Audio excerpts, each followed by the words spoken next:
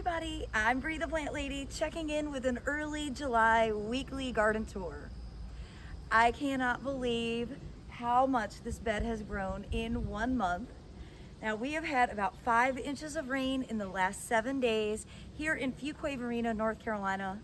I'm always grateful for the rain, but my heart goes out to everybody who's impacted by the recent flooding, those in Texas, and overnight, those who aren't even very far away here just west of Chapel Hill, North Carolina. But as we get into the month of July, the sun is hot, the days are long, and the plants are growing really strong. And I can't wait to show you around so that you can see how everything is performing here in my central North Carolina garden. All right, for the record, this was planted on the 10th of June. So today is the 7th of July, so it's not quite a month old.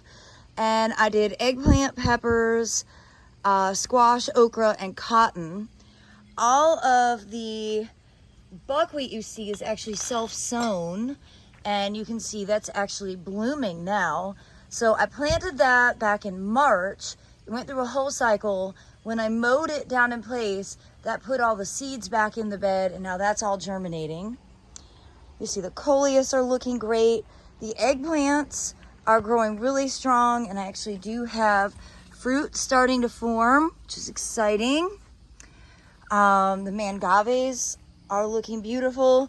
Here, great rain gauge. This is actually showing 2 1/4 inches. So I'll dump that out because we have a lot more rain in the forecast. And I've had a lot of people ask about this rain gauge, and it's really great. You see it's silicone. And I got this at Bell's Seed Store down in Fayetteville, and you can keep it out year round because it doesn't freeze in the winter and crack like plastic rain gauges do.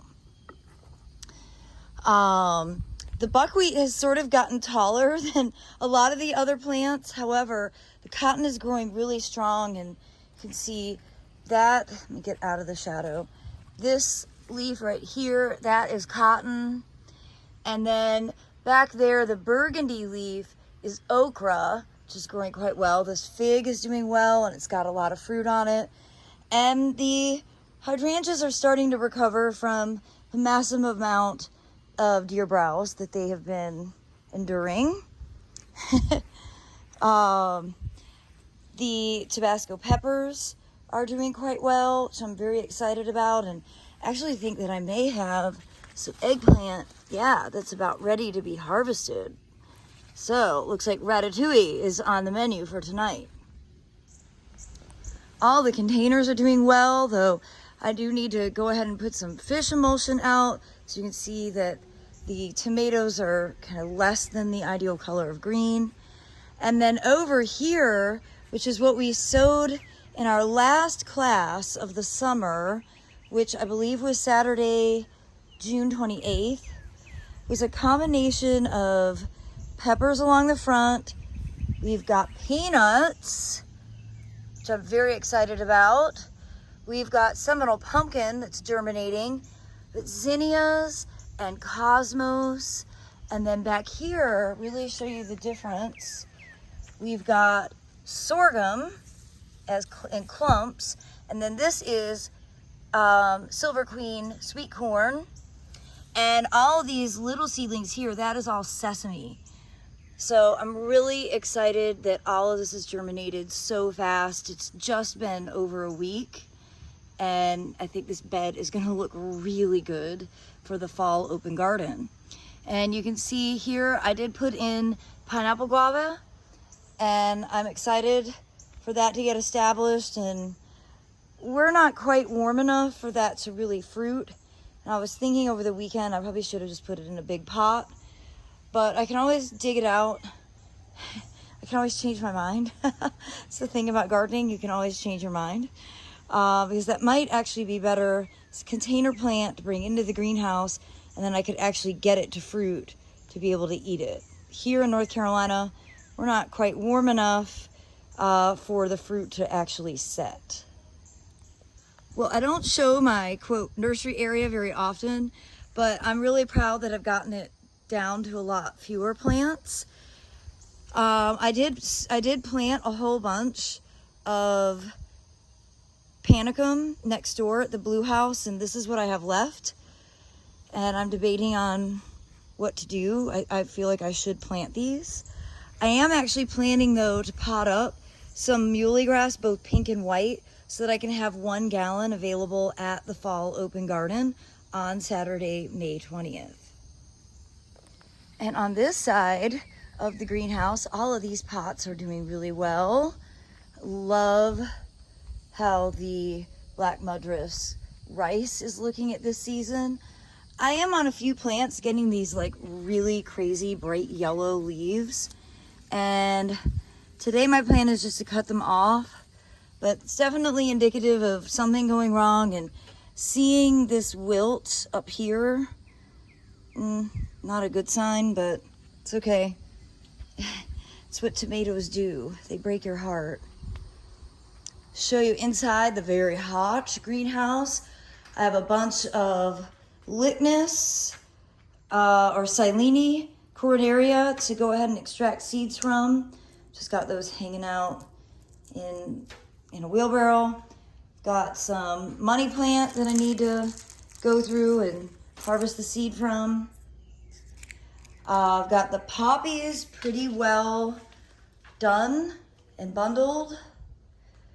In the process of collecting carrot seed, which goes into the spring cottage garden mix.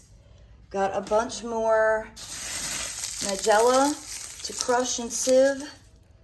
Got a tiny little bit of larkspur to clean up.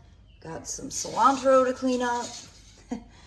And the large flowering poppy, which is such a weird thing. It sets these huge pods, but the seeds don't really come out unless you cut the pod open, which is super annoying. They are filled with seeds, as you can hear. So when it gets cooler tonight, I will come in, and I'm in the process already of getting seed packaged, and it's all being stashed in the refrigerator for safekeeping. And remember to save the date for Saturday, September 20th, noon to 4 p.m. It's going to be our first cottage garden seed sale of the year. The gardens should be looking great. We're going to have some great art vendors here. It is our normal open garden, so free, no registration, rain or shine. Sadly, almost guaranteed to rain, but that's why we've got the greenhouse now. And I'm always excited for this event. It really is like a big family reunion of plant people and just gardening enthusiasts. So I do hope you'll plan to join us. I'm traveling a lot this fall, so there aren't going to be a lot of other opportunities to come out. I have a few dates saved, sort of earmarked for classes, but only doing one a month because my schedule otherwise is just a little bit too busy. But I do hope that you'll be able to plan to come out for a visit. So the gardens are always so much more fun to see live and in person. When you see all of those pots are doing great, and it's really nice that they get shade until about, I guess, noonish. And they're pretty much in full sun all afternoon. Over here, this bed is in a similar situation, and I just want to show you again how much better this citrus looks. I got this potted up about a month ago, fresh compost, and it's just flowering, it's flushing new growth, and lots of fruit are being set on it. So this is a key lime that I've had for about a decade in a pot. I did plant this bed with some peppers and some tomatoes and some zucchini. It's really not enough sun, but everything's doing all right. But I'm really disappointed to show you I have to move these like immediately because these begonias are so beautiful and the deer have eaten them to nubs. So first thing on my list today is move these pots and put them somewhere in theory where the deer can't get to them. And I'm gonna pull that one out of the ground, two out of the ground. They have really devoured it. I didn't think they ate Secretia, but they do. So they don't eat the sun patience. So that's Good to know. Damn deer. And I have some work to do over here in this property border. My plan actually is just gonna come with a mower and mow it all down. Allowing things that are in seed, like the buckwheat right here, allowing that seed to go back to the ground. I am gonna go ahead and harvest a bunch of this dill seed because I'd like to purposely plant it. And then I'm gonna decide what to do. I have a lot more seed. So yeah, I'm not quite figured out how I want to make this bed look now that it's expanded. I have decided that I am going to go ahead and cut these peaches back hard, really hard, because you can see I've got a lot of dead growth on them, and I'd rather them be shorter and manage them shorter. I didn't realize I could do that. And my awesome arborists from Snell Tree Experts are coming out this week to evaluate my wish list of what I need for them to do. So I am really excited that probably by the end of July, the trees that have been on my yank out of here list are going to be dealt with. And we're going to, go ahead and pollard the sycamore, but I'm going to take their advice on exactly how they think it should be done. I'm really excited to show you all the rest of the gardens, so I hope you'll tune in tomorrow as I start to show you all the beds at the Blue House that have been properly foodscaped. We're just starting to get stuff to really take hold, and I think we'll be gathering harvest pretty soon. So I do hope that you will tune in, and I'm wishing you all the very best.